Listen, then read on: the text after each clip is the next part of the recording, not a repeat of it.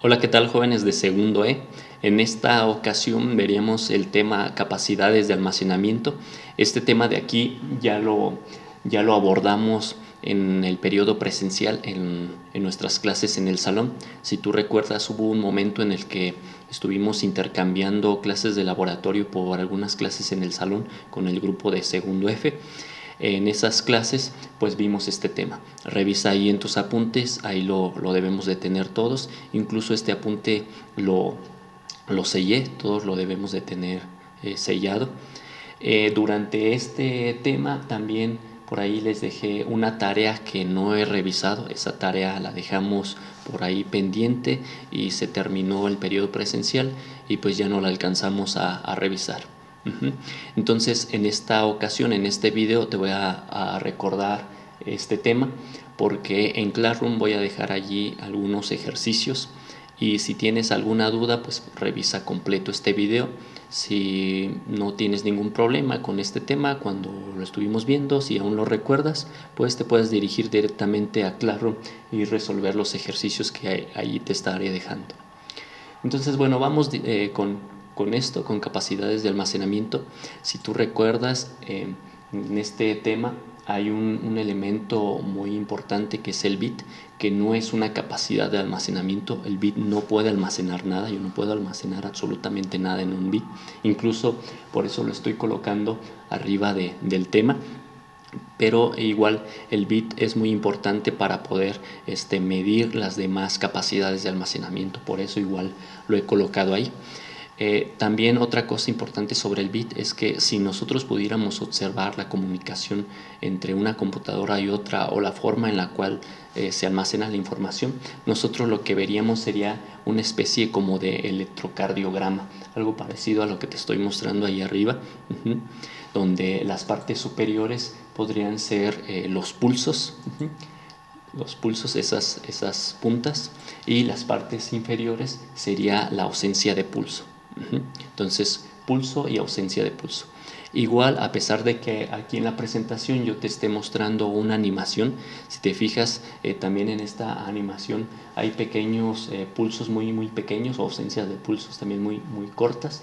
Igualmente, entre una computadora o en la comunicación entre un dispositivo con otro, también de repente puede llegar a haber cierta transferencia, pero al final lo único que se registra son estas partes más altas, pulso y ausencia de pulso, en donde si nosotros pudiéramos codificar esa información o buscar la manera de interpretar esta información, nosotros lo pudiéramos transformar a unos los pulsos y a cero la ausencia de pulsos. Esto es a lo que se le conoce como código binario. Si tú recuerdas, en informática 1 lo llegaste a ver, si no, igualmente aquí nosotros hay un tema donde vamos a abordarlo, el código binario. Entonces el bit, les digo, no puede almacenar absolutamente nada, simplemente son pulsos o ausencia de pulsos. Es la forma en la que se comunican las computadoras y podemos interpretarlo nosotros como 0 la ausencia de pulso y un 1 los pulsos. Y a esto se le conoce como código binario, el 0 y el 1, solamente dos dígitos.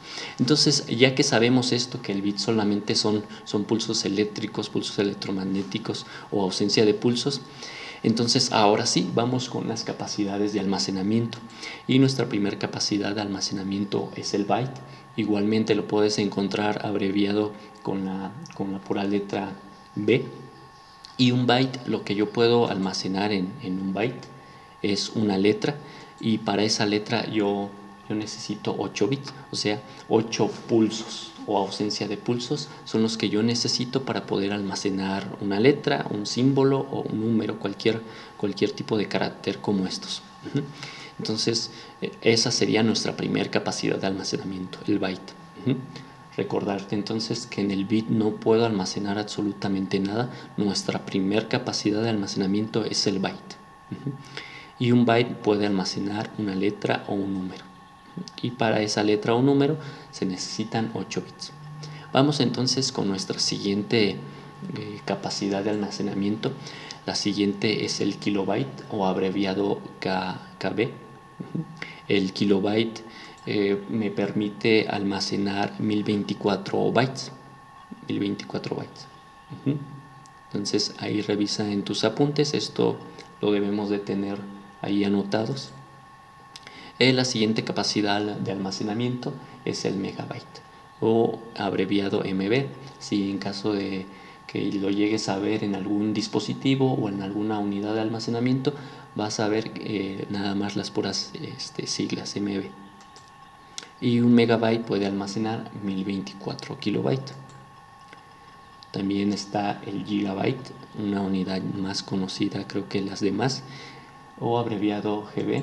El gigabyte puede almacenar 1024 megas, 1024 megabytes. Y por último lo vamos a dejar en el terabyte o abreviado TB. Un terabyte puede almacenar 1024 gigabytes. Lo vamos a dejar ahí porque son las unidades más comunes de utilizar. Hay más capacidades de almacenamiento como el petabyte, el exabyte, el yottabyte, pero bueno, esas no las veríamos. Entonces ahora sí, ya que vimos pues las capacidades de almacenamiento, vamos con un pequeño ejercicio para checar esto que acabamos de ver. En este ejercicio, ahora te lo voy a dejar aquí. Dice, ¿cuántos bits se generan para almacenar la palabra hola? Si tú recuerdas, para almacenar una letra se ocupan 8 bits o 1 byte. Entonces aquí nos está pidiendo la capacidad en bit. Entonces tenemos 4 letras. Para cada letra necesitamos 8 bits. Por lo tanto, nuestra operación sería, si un byte es igual a 8 bits, o sea, una letra, entonces la palabra hola sería 8 por 4.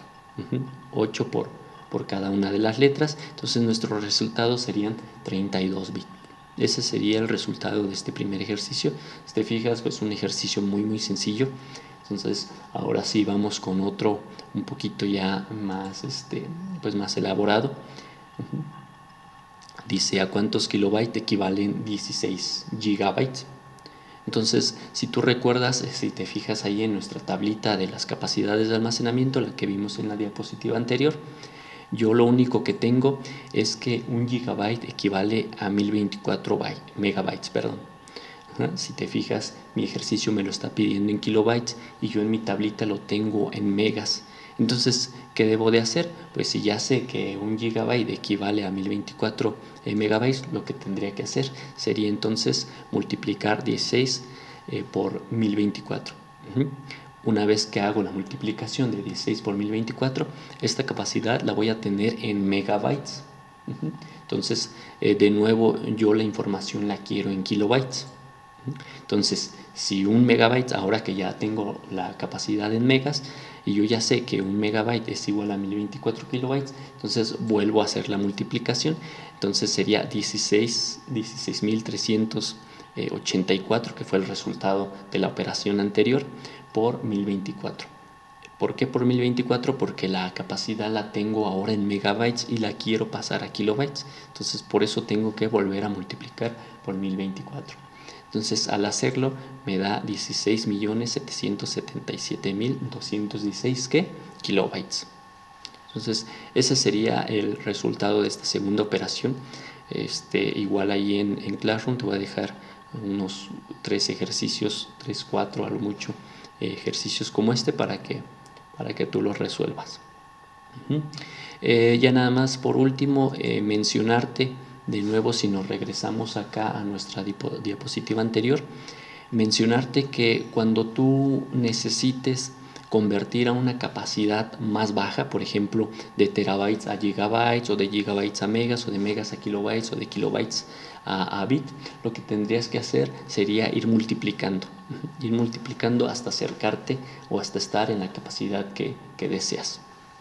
Igual si la operación fuera al revés, que quisieras de una capacidad más baja pasarla a una capacidad más alta, tendrías ahora, en vez de tener que multiplicar, tendrías que ir dividiendo.